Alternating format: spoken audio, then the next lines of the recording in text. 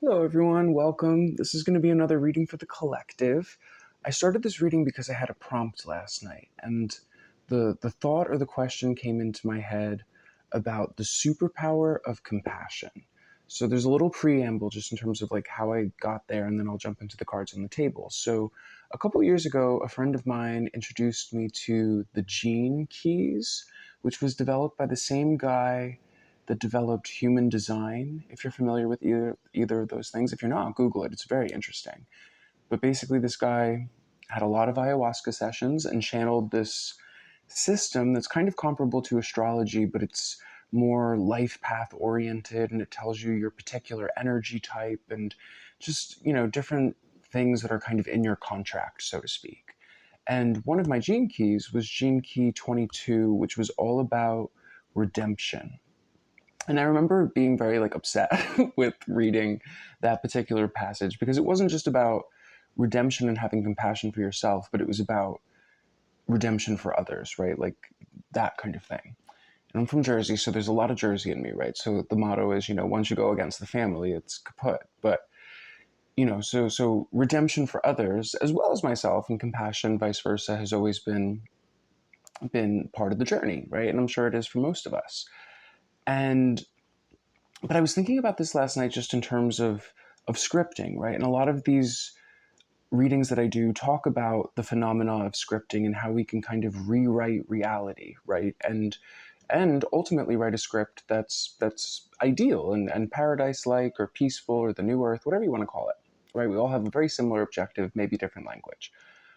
But in terms of scripting, a thought that I had started working with years ago is, could you write a story in which there is no adversary whatsoever, right? Because typically it's like there's the protagonist and the antagonist, right? And whatever the conflict is between the two of them is typically what drives the plot, right? And the antagonist can be a person, place, or thing. It doesn't exactly have to be a character, right? But it could be a circumstance, right? It could be the world itself is the antagonist.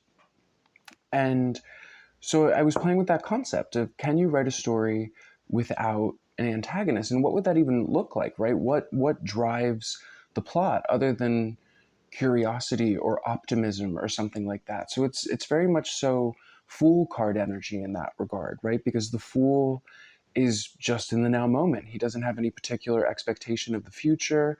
He's not really lost in any narrative from the past. He's just very much so present, stopping and smelling the roses and allowing his curiosity and his optimism to guide him or them, right? So, in tarot archetypes, again, if I ever use any kind of gendered language, ignore it, because all of these archetypes exist within us, right? So, that being said, so another thought that I had started having a couple of years ago around this same time was this sense that we were collectively moving into a new story, right? So that whatever was coming next was not exactly another chapter of the old story, nor was it a sequel, but a new story altogether in which you yourself are a brand new type of protagonist, right? So, maybe the same name, same vessel, but a completely different character altogether.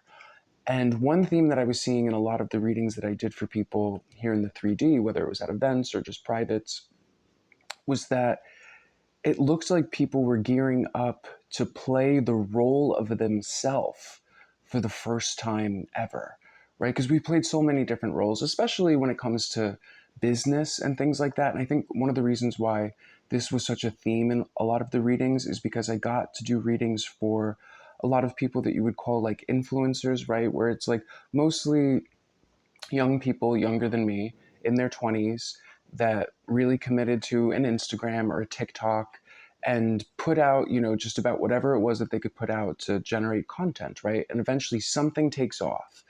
And a lot of them wound up getting pigeonholed into particular things, whether it was, beauty, fashion, food, fragrance, whatever it was. It's like one of those things takes off, and then all of a sudden it's like that's really all that they're asked to do, all that they do. A lot of other people that I worked with were magazine editors, right? So kind of like a step above the influencer, right? Because they're backed by a publication, right? Major publications. But at that level of the game, you have very little free will, right? Because ultimately you have to endorse the products that you're told to endorse.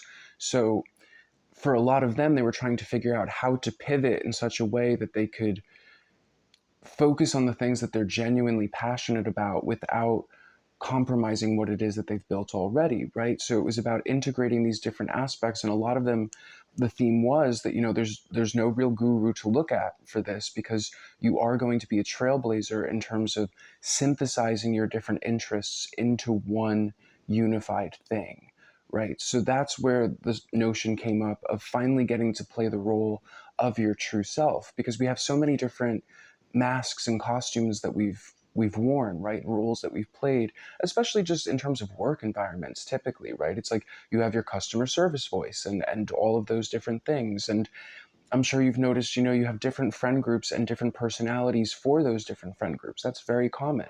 You have a different personality for your family than you do with your friends and with your work people and etc. But in all of that, it's like, where's the true us?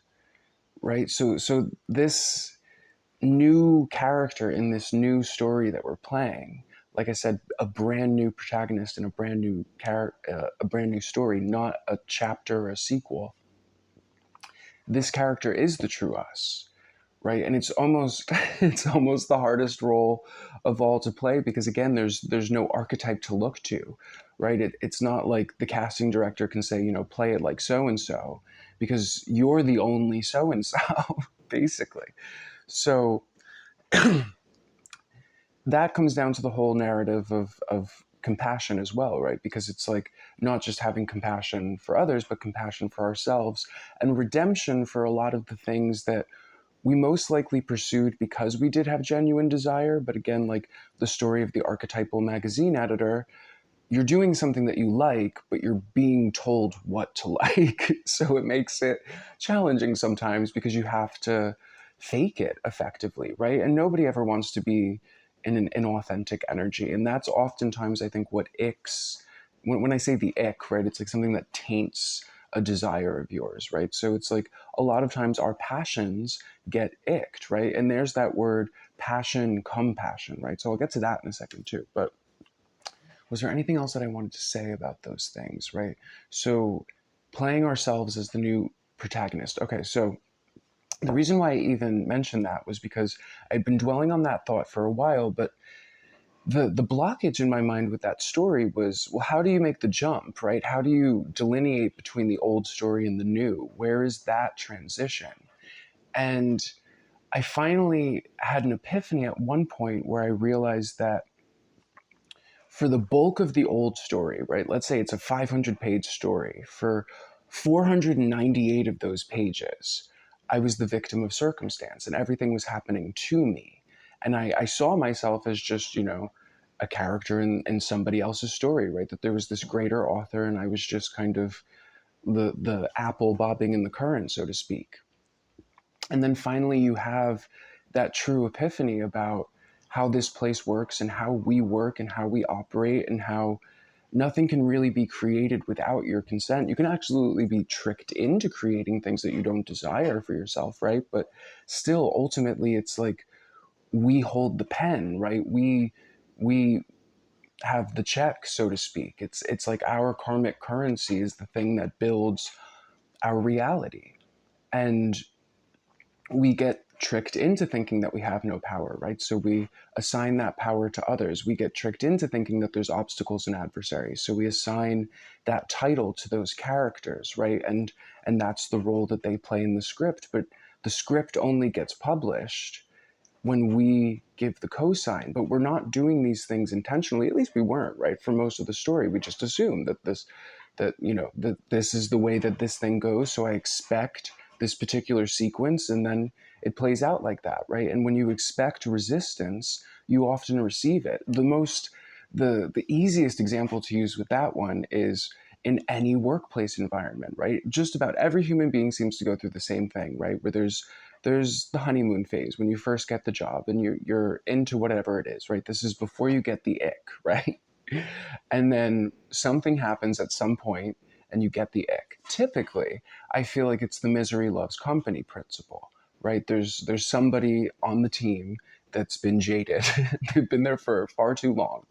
And misery loves company, right? So they start getting in your ear, oh, about this one and that one, boop, boop. And the next thing you know, you start seeing it, right? Because as soon as something is introduced into your reality, you see it. It's the principle of, if somebody tells you, okay, focus on every object in your room that's orange, and you scan the room and you see everything that's orange, boop, boop, boop, boop, boop. Now close your eyes, and I want you to remember all of those things that are orange. So you close your eyes and you remember all the orange things. Then I tell you, open your eyes and look again, and you see the orange things that you didn't see. Now I tell you, close your eyes. Now tell me anything that you saw that was blue, right? You weren't looking for blue. So in your head, you're going to be like, oh, and when you open your eyes, there's a lot of blue there that you didn't see, right? So as soon as the misery loves company principle comes in, they start saying, look for the blue over here, look for the blue over there. And the next thing you know, you see it everywhere. The thing has been icked. And you start to get that resistance, right? Where it's like that anger doesn't just stay with that conversation with that person at work. Now it's happening on your hours off, right? Now it's happening on your weekends. You're fighting with these characters in your head. And then you go in Monday morning and you're already angry. Nothing has even happened. And it takes nothing to piss you off when you're already in that resistance, right? So that's where I talk about designating adversaries and things like that in general. But that's very much so a micro example, right? So on the macro, we have a lot of things right now that we're encouraged to make the designated adversary. It doesn't matter what side of the aisle you fall on, right? We all have our designated adversaries. And what makes me nervous about that is that it's getting to the point where it's becoming like the Hunger Games, right? Where it's like you have to pick a side, and one side calls for the complete annihilation of the other. And it's like, I don't want to consent to any of those things, right? But in the same respect, it's like I'm also open to the third option. I'm open to the plot twist, right? When it comes to redemption and compassion, it's like I don't I don't I'm just gonna say I don't need vengeance, right? I don't want to co-sign on any kind of vengeance whatsoever. And in terms of the people that we actually deal with in the 3D, not the characters on TV, not the things that we hear about in the newsfeed, but the actual people that we deal with in the 3D, it's like that's really where I talk about compassion and things like that. In terms of these big, scary characters, right? Because when the concept of compassion comes up, people are always going to say, well, how can I have compassion for this one and that one and this evil character? And it's like, I think this is just my hypothesis, right? Just a hypothesis, open to changing it. But if you're familiar with the Matrix movies, just about all of the characters in the Matrix were humans that were connected to a pod, right? Those were the people that they interacted with. There were other characters in the game that were just of the game, but it was like the Merovingian, right? The gatekeepers at the top, the shadowy kind of figures, but they were just pure code, right? They weren't connected to a pod or anything like that, right? So these people that just exist in the digital realm, so to speak, they just exist on TV. That's really how I feel about that. So it's like, I feel like it's almost like a different thing. So it's like when we talk about compassion and redemption, know that I'm just talking about heart source beings and things like that. But again, I don't want to empower any of those things as an obstacle or an adversary, regardless of how ridiculous they may be. And this thought started formulating in my head because I had a conversation with a friend of mine on the streets that's very up to speed with a lot of the things that we talk about, but also still very afraid about what could possibly be to come, right? Is there going to be some sort of scary event or reset or this, that, and the third, where the next thing you know, and blah, blah, blah. And no matter how I tried to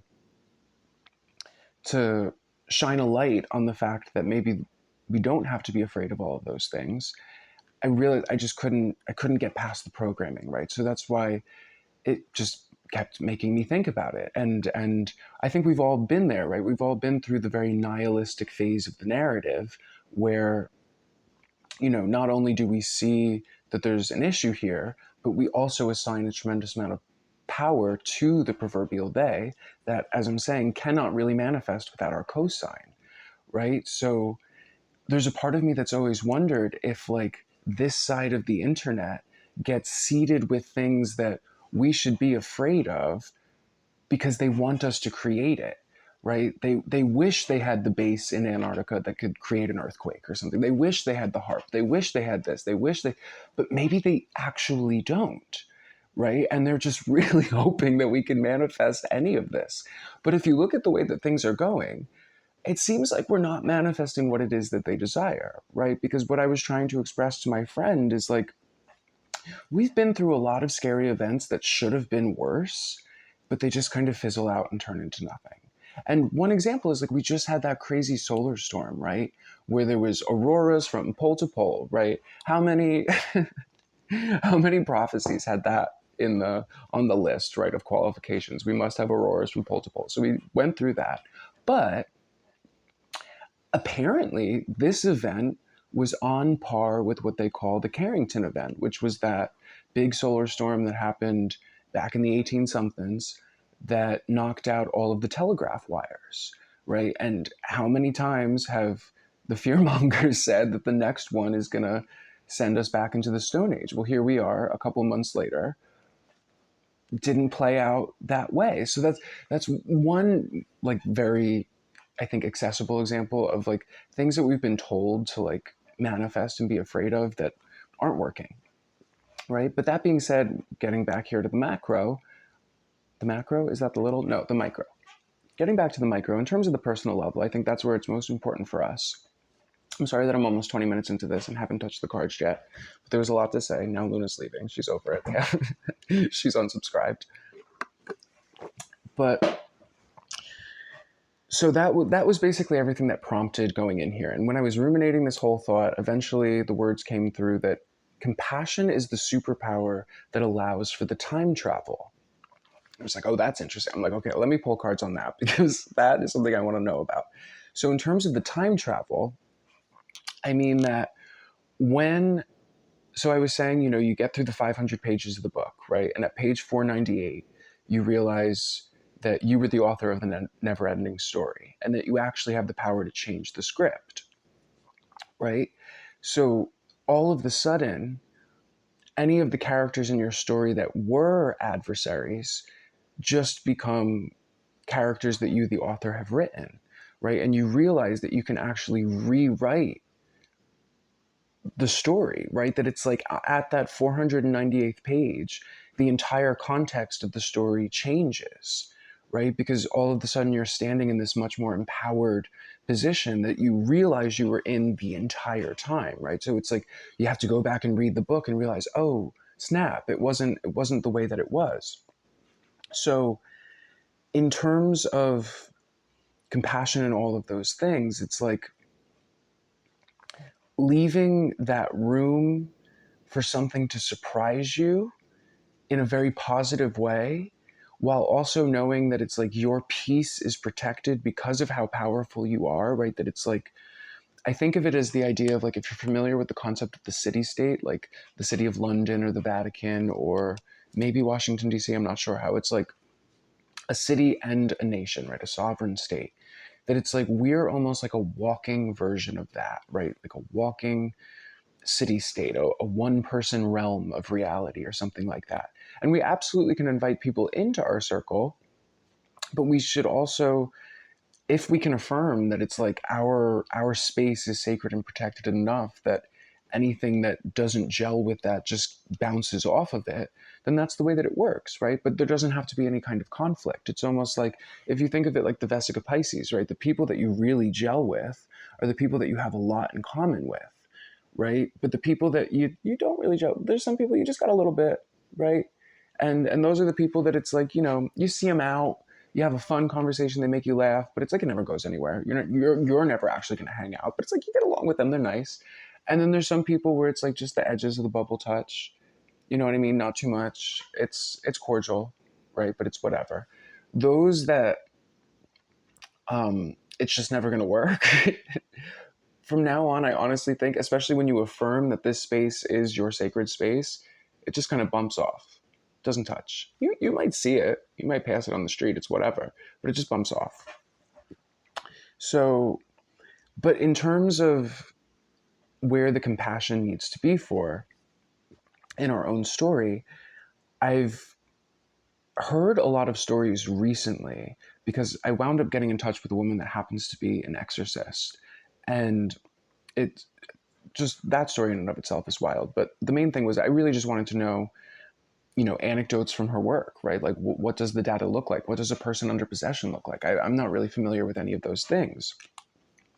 And she was telling me, she's like, you look at the streets of California or any of these places that are really overwhelmed by addiction. It's like, that's really what it looks like in a lot of those places. And it's like inside of those people that are battling that worst demon of addiction, there is still that like that human being that you want to have compassion for, right?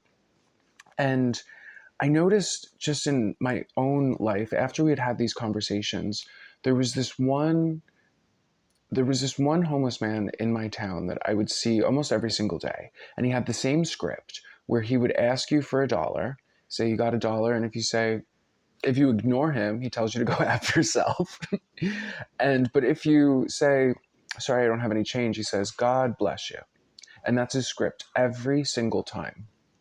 So typically, I would just be minding my own business and not engage him. He would shout, do you have $1 at me? I would say, I have no change. He'd say, God bless you. I'd move forward. Finally, after all of this started happening, and she told me about the addiction thing, I was walking down the street one day and I acknowledged him and said, hi, how are you? And he just said hello. And he didn't ask me for $1. And he just walked past. The next time I saw him, I was in the park, I was sitting, and he was walking past me. And I assumed that he was going to ask me for something, right? But I had this compassion. It was a completely different energy. So I went to pull out a cigarette to give to him because I know he loves a cigarette. And he walked past, he just looked at me, we looked at each other, he said hello, and he kept walking. Didn't ask me for nothing. I was like, huh. I've never seen him again. I saw him every single day up until that day. I never saw him again. Something changed as soon as the frequency of compassion was there. I've noticed that literally throughout my entire life when I go back and take an inventory of this, is that it's like, as soon as that's there within the narrative where it's like, I drop the sword, I affirm my peace, I affirm that, you are no obstacle to me, there is no adversary, there is no blah, blah, blah. It's just the compassion and an understanding that hurt people, right? Like that knowing, everything changes. And so with that, I'm going to finally jump into the reading. We're 23 minutes into this, but I hope that was valuable at least. Okay, so I'm doing my usual spread here. The archetype that we're working with, temperance. And like I said, this was the prompt that had me pull all of these questions or pull these cards, right?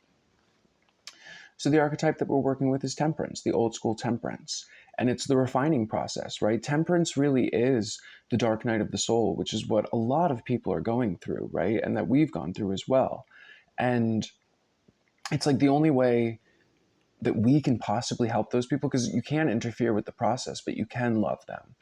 That's really it. It's like you can unconditionally love and recognize that they're being tormented by their own process, whatever it may be. Again, macro and micro, right? So on the micro, it's going to be one kind of thing. On the macro, it's the things that make us angry, where we're like, how could these people believe these things? And it's like, gotta have compassion. It's like everyone's being lied to, right? So just send the love and allow for that room to surprise you with everything. But what's interesting is that at the bottom of the deck, this caught my attention, was the wheel card from the major arcana. And you can see how there's these two figures here that are kind of passing things off. And I was seeing this energy kind of go in this direction, right? Is this apple is being handed up and this apple is being handed down. And what's being handed up is this kind of like rotted, poisoned apple, so to speak. And what's being handed down is this purified, clean version of it, right? So it's almost like, I don't even want to call it the shadow. I don't think that's the right word, but it's like the toxicity that's in this realm, whatever that is, it's like, it needs to be neutralized and turned into something, right? It's like, you can't really leave a void in the energy. It's like, there has to be some sort of like transference, where it's like, if you take a block out, you got to put a block in, something like that. And so it's like as we bring awareness to all of these things and acknowledge the tempering process that's happening to this realm, it's like everything that we're bringing that awareness to, especially through a lens of compassion and redemption and all of that. Because I guess that's it, right? It's like, could there be a blockage in the language of looking at something as it just needs to be deleted or whatever it is, or vilifying? It's like what you resist persists. It's like there's something in that narrative where if you flip it to, this is an affliction, whatever it is, and I'm sending love, because there's an aspect to the affliction, like especially going back to the idea of everything that's happening on the streets of California and all over the world, right? Is that there's a consent issue there, right? Because it's like I really don't think that ultimately these people are consenting to what it is that they're going through, but it's like it's like sorcery. I don't know how else to describe it, but I think you get what I'm saying, right? So it's like because of that, because of the consent issue, that it's like at this person's heart, their true self is almost like in a hostage situation, right?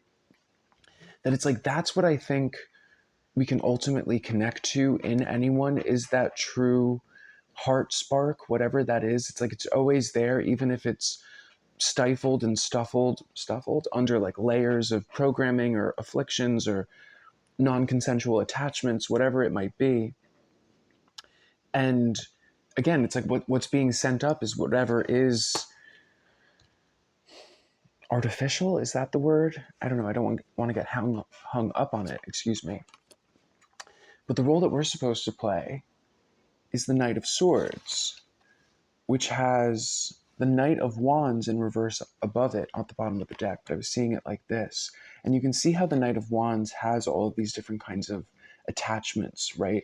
And I think that what this is talking to me about is like the instinct is to react from a place of anger, right? As somebody from Jersey, I can tell you that is always the instinct, is to react from the place of anger, especially, when the veil drops and you see things as they are. It's like you go through those 5 stages of grief and anger is one of them. But I think what I was seeing with the Knight of Swords, is that what can happen is the Don Quixote phenomena, right? Where you start fighting windmills because you see them as giants, right? And it's like everything that we are seeing on the main stage, especially, is a windmill that's being posed as a giant, right? It's Plato's cave, but it's also as above, so below. So we see the same thing as the micro, like the work experience story I was saying, where it's like as soon as somebody that's jaded, the misery loves company person, starts telling you that the windmill is the giant, you see it and you start to fight it accordingly. So I'm seeing, like, again, flipping that script, putting down the sword, and instead of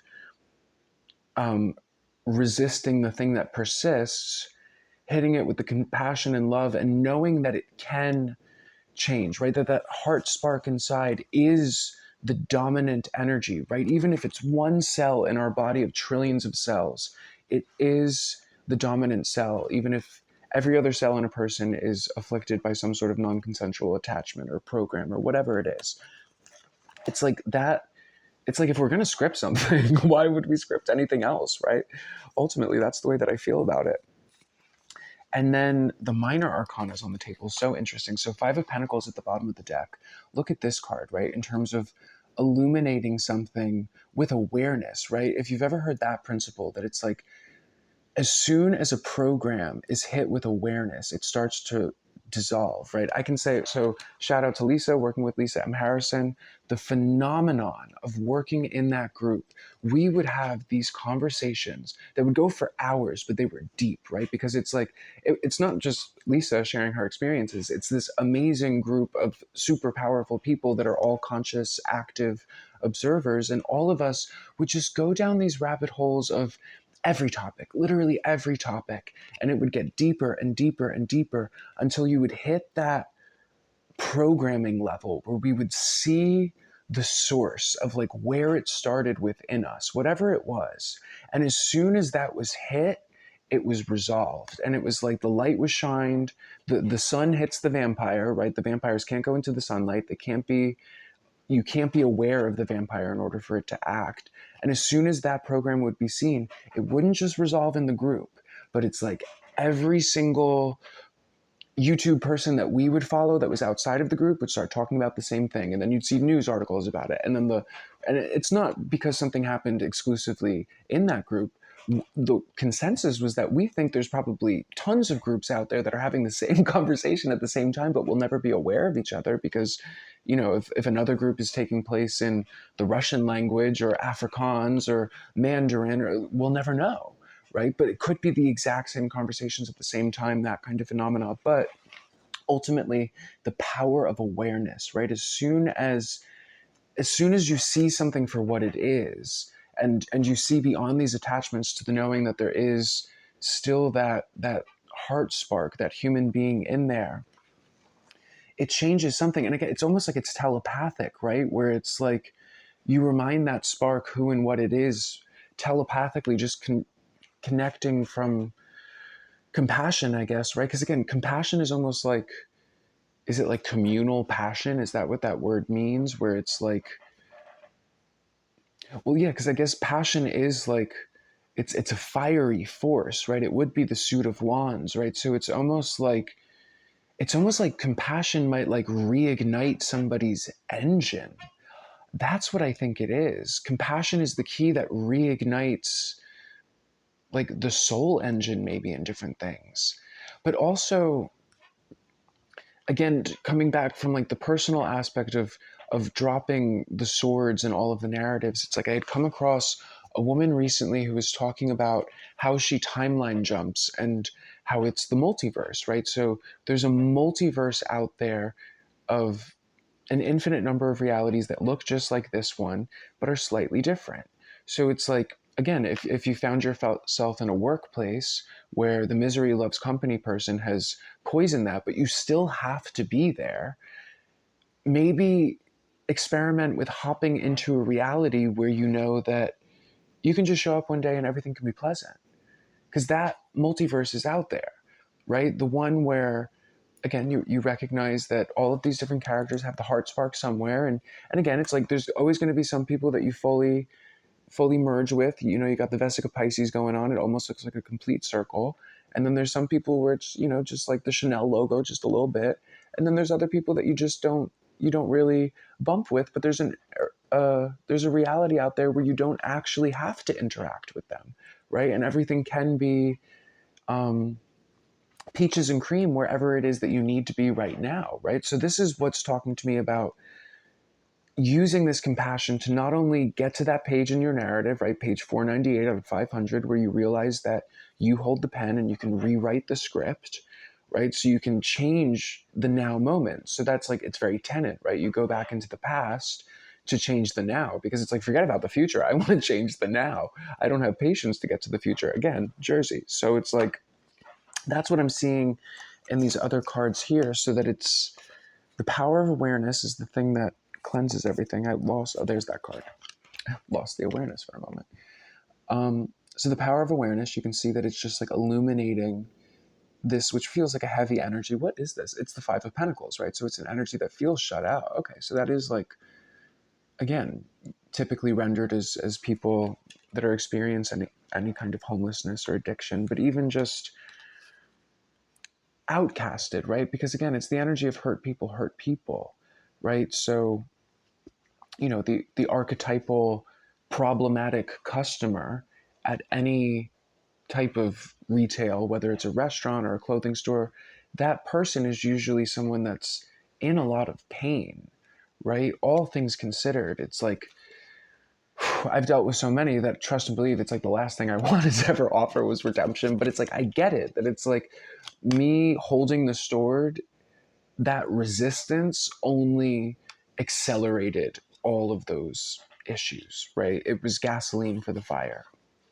So again, once this illumination of the compassion comes through, the cards on the table are Ten of Swords, Three of Pentacles, and the Nine of Swords, the Nine of Swords.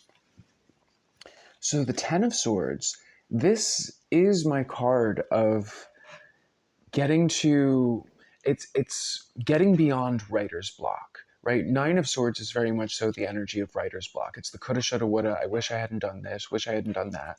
So it's like, imagine you are, a different kind of story metaphor. Say you're writing a book and it's supposed to be 20 chapters and you've gotten 12 chapters in, and all of a sudden you realize there's a person, place, or thing that is not working for your narrative, right? It's creating writer's block. So you're in a Nine of Swords about it. Coulda, shoulda, woulda. The Ten of Swords for me is the moment where you either go back into the narrative and extract that thing or change it, right? Because again, it's like if you take out a block, you have to put a block in. So if you wanted to delete a person, place, or thing from the narrative, it would have to be replaced by something. But it's tremendously easier to just change the context, right? So the author can go back into the story and just change certain things about the context of the person, place, or thing that it can clear up the writer's block, right? So if the current blockage is that this thing has been designated as an adversary, you can go back and change the context through compassion, where it's like the thing itself is just entangled in, again, some sort of vampiric attachment or whatever you want to describe it as. And that being said, it's also not the adversary or the obstacle that you thought it was. It was simply just a thing, right? I mean, the best example that I can give to this in my own personal life is that, I think I've shared this before, but I'll share it again. During the pandemic, I was trying to move, and the market for apartments was just insane at that point, especially in terms of where I wanted to move to. So I kept telling this same story. I kept manifesting the adversary. My credit score was my adversary. Imposter ads on things like Craigslist and Facebook were my adversary. The market as it was my adversary, right? A lot of people were just throwing money at apartments, desperate. Every apartment I would apply for, hundreds of people would apply to, right? So all of these things were my adversary and my obstacle that was stopping me. And I was affirming that I was bound and could not move because of all of these matrixy things and people and whatever. Finally, a friend of mine, Krista, shout out my friend Krista, pointed out, she's like, you're manifesting against yourself. You have to rewrite that script. So I flipped the script to, in spite of all of those things, I am the anomaly that finds something magical and perfect, and blah, blah, blah, blah, blah.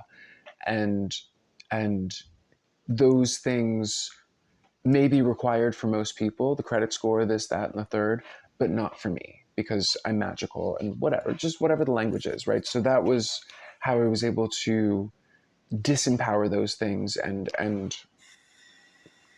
write the adversary out of the story in that regard. But this is, again, talking about going back into the past and saying, in spite of any of those things that have happened, it's like I can jump to a timeline where those things don't have to happen anymore, right? It's like on page 498, you realize that you're a master timeline jumper and that you don't actually have to deal with any of this stuff anymore because you can just timeline jump to another one, right? And there is no resolution in the narrative. You just jump and that's it. Boom, the story ends and the new chapter begins. I think that that's really what it's about. So the Ten of Swords is that moment of going through and doing that extraction, which I think we've done a lot of in terms of rewrites, right? Because a lot of us have had that epiphany in terms of realizing just how powerful we are as manifestors, right? It's almost like dangerously powerful, to the point of, if you focus on fear, that unfortunately that is one of the things that gets rendered. But then also, again, since the eclipse, I've noticed the phenomena of when you do focus on fear, it's like things manifest that kind of look like it poetically, but just as an opportunity to allow that thing to discharge so you can move on to the next page in the script, right? So the next page in the script is this Three of Pentacles. And the Three of Pentacles was giving me the energy of, let's say, being at the workplace and there's people that you typically interact with a certain way. Maybe it's tense, maybe it's icy, maybe it's whatever. And today they are completely different. And you're there at your desk doing your thing and they come over and are singing a different song and you're just like, who is this person? That's what Three of Pentacles is saying to me today. It's like, who are you? The one that's always asking me if I got a second so that I could, add more work to my table. You're asking me if you want to treat me to lunch? What? Is there a catch? Or somebody that just never says hello to you, that's just very icy, all of a sudden says, hey, how are you today? Or all of a sudden they're friendly and it's like, oh, oh, okay, we're friends now. I love that. Okay. I'd rather, the other thing we say in Jersey is keep your friends close and your enemies closer, right? But we have no enemies and adversaries in this story, right? So everything can just be peaches and cream. Why not? And the final card on the table was the Nine of Swords, and I think it's reversed. I really don't know because of the Marseille deck in terms of what it's supposed to be, but I'm reading it as reversed. And it feels like, again, kind of locking something into place where it's like all of the sudden things are different. You feel a little bit of a Goldilocks zone, and you're like, okay, I can put down the worry, and we can just kind of let's hold things here for a moment. Let's hold the vision, and from this new plateau, it's like you can start rendering the next, right? So there's a lot more cards that I pulled today because I wanted to do something a little bit deeper to give us an idea of how this is going to affect things like love, home, money, you name it, the whole kit and caboodle. So in terms of public image, I pulled the Three of Cups. And this is talking to me about just the energy of like walking around with a smile and kind of leading the charge in terms of being the first one to change, right? Of all the characters in the script. It's like bees are attracted to flowers, right? It's like putting out that magnetism because I see these girls as just kind of skipping and dancing and in a good mood, and there's something attractive about that when you're just kind of bopping along and doing your thing, and it's like putting out that frequency first and almost like giving it an opportunity to respond to. And I mean this like universally. It's like you're just minding your own business at the supermarket, but you've got a smile on your face for no reason. You're singing a song in your head, right? Just going out of your way to like put yourself in a good mood, something like that.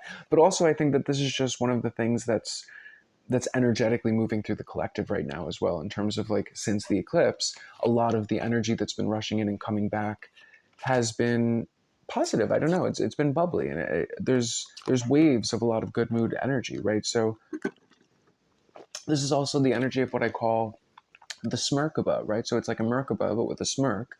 And if you do feel anxious or anything like that, there's something to be said for, faking a smile or something. It does release the dopamine, or it changes the energy. It's almost like it the emotional body is not something that we're supposed to be at the mercy of. It's supposed to be something that we drive, like the chariot, right? So doing things like that, like forcibly smiling or focusing on positive thoughts, it does drive the emotional body, which I think the emotional body is the thing that kind of renders the matrix. It's like the matrix is black and white, the emotional body colors it, if that makes sense.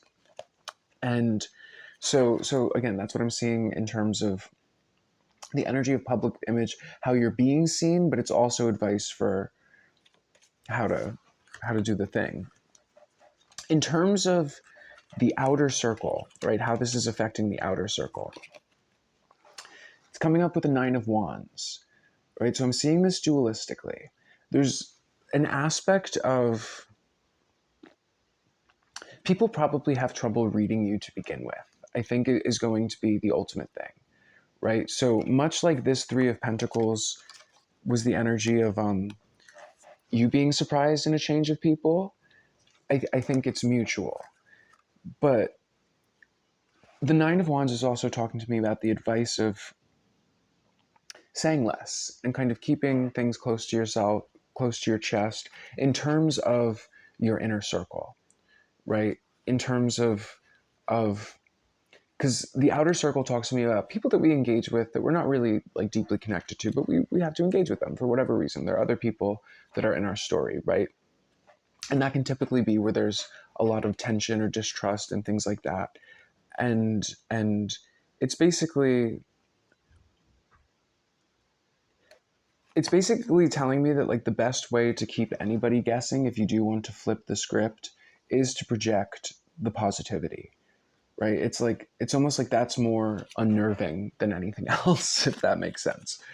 Because it's almost like because this Nine of Wands is different. It's giving me a type of curiosity, right? It's giving me the energy of somebody that does have a guard up, that's like relaxing that, and that's like, oh, what's going on with her today, or what's going on with them today, or it like stimulates something within them that it's like they want to sit at your lunch table at lunch because you've got that glow, right? It's giving me that kind of energy. And then in terms of the inner circle, the Queen of Pentacles, it's talking about encouraging you to treat yourself and to have as much fun nourishing yourself as possible, because this is in the position of the inner circle. So this talks to me about house and home and domestic things. And the Queen of Pentacles is very much so like the penultimate archetypal domestic goddess, but doing things for yourself, right? So making sure that, yeah, it's coming up with an energy. I don't want to say indulgent, but it's like that's the word I have to get behind to get to this. But it has something to do with getting comfortable with the earth matrix. It's like that's something that we do through taste, touch, smell, all of those things. And it's like in terms of your home and your sanctuary, it's like really leaning into that, but also, you know what it's coming up with? It's coming up with an invitational energy, right? Like doing those things for yourself, creating a home that's really in alignment with your frequency, because you're burning a candle that has your smells going on, and your food is filled with your food, and your decor is reflective of you in whatever way that makes sense. But I'm hearing the old adage, he who keeps a clean house expects company.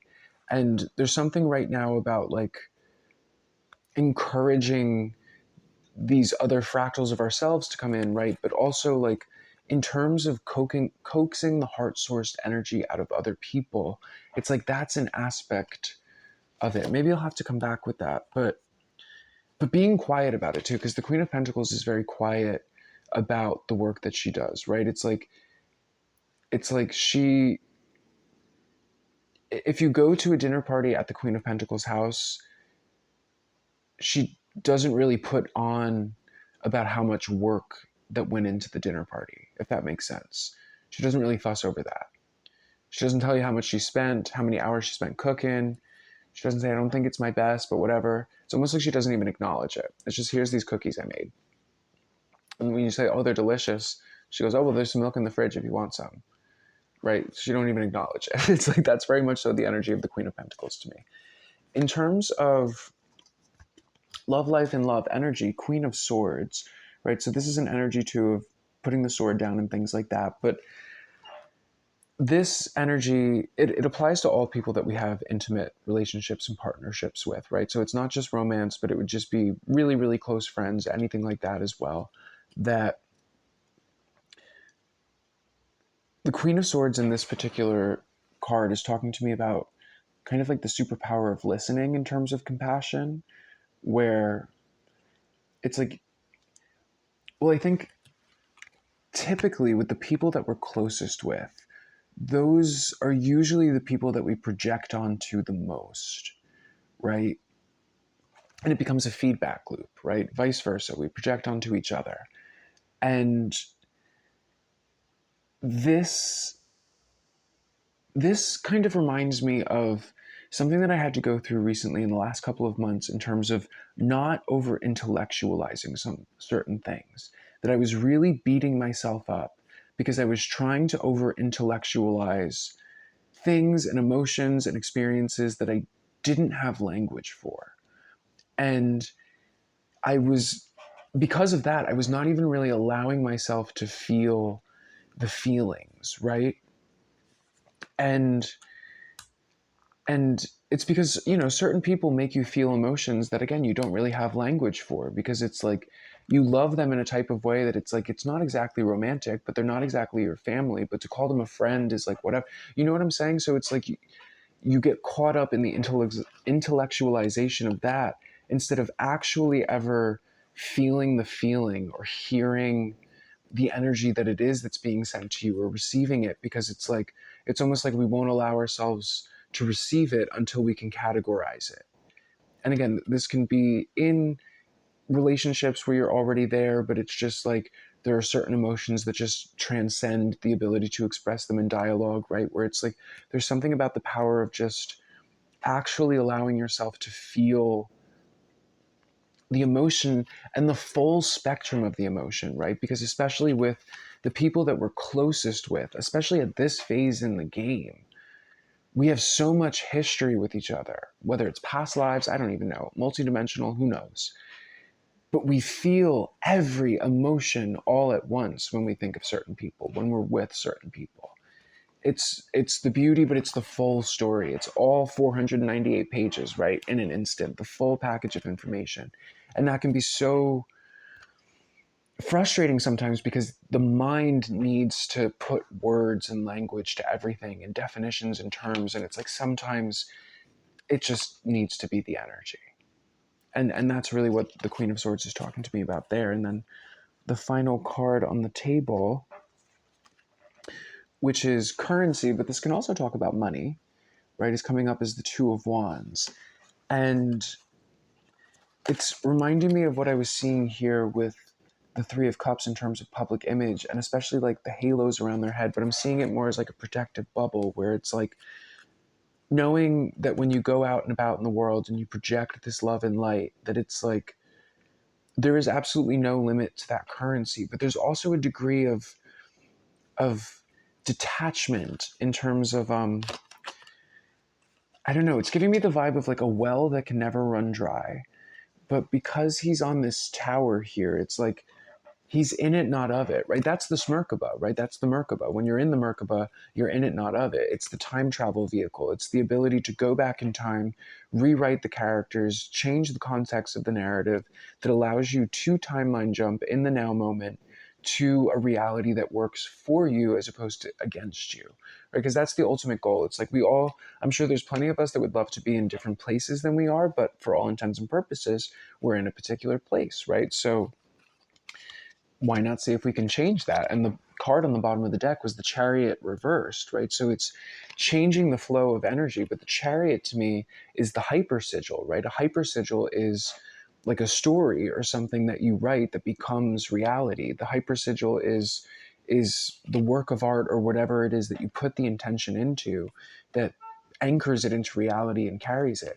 How many times have you written a fictional story and then lived it out? How many times have you written a song and then lived it out? It was a fiction, but it became reality because it was the hyper sigil, right? So that's what all of this is. It's like fiction is a tool that we can use, right? Because it's like at the end of the day, everything is effectively fiction, it seems like. So it's really just a matter of scripting with intention to make sure that, you know, we're not fighting windmills because, you know, we thought it was a giant, but once we realize that it's a windmill, then maybe we can use that windmill to power and generate what it is that we're trying to do, or mill some wheat, you know what I'm saying? Whatever it is that windmills do. I wish we still had windmills, right? Whatever happened to windmills?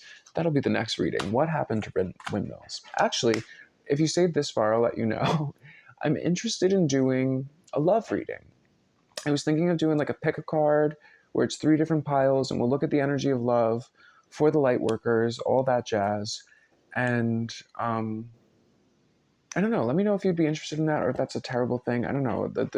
I'm going back and forth on it. But thank you so far for staying with this so far. I really appreciate it. I'm done channeling now, so you can see my tongue doesn't work anymore. But if you're interested in a private reading below, you'll find all that info in the description box. I'm probably going to do a video soon that because I'm going to change the format to make it a little bit easier. Because, and again, if you're waiting for an email response, I'm getting to all of them. I'm going to do a whole wave after this just to make sure I'm getting to everybody. And but again, I'm going to change the format to make it a little bit easier. So stay tuned for that. And I love you all, and I hope that this was valid. And oh, actually, another bonus if you stayed this long. I am bold. I had this card on the deck. It says, I speak my truth in a loving way. My courage to communicate my needs is powered by love for myself and love for others, right? So mutual compassion, love for yourself and love for others. But this goes back to that Queen of Pentacles where it's like unapologetically creating a world that's kind of tailored to your needs so that you magnetize the right bees to your flower, if that makes sense. And recognizing that self-love is not selfish, right? But you need to put on your gas mask before you can put on anybody else's, right? You need to be as strong as possible to do this work. So it's a great and beautiful thing, and don't feel bad about it. So thank you for staying as long as that message needed to come out. So I will see you guys later. Bye.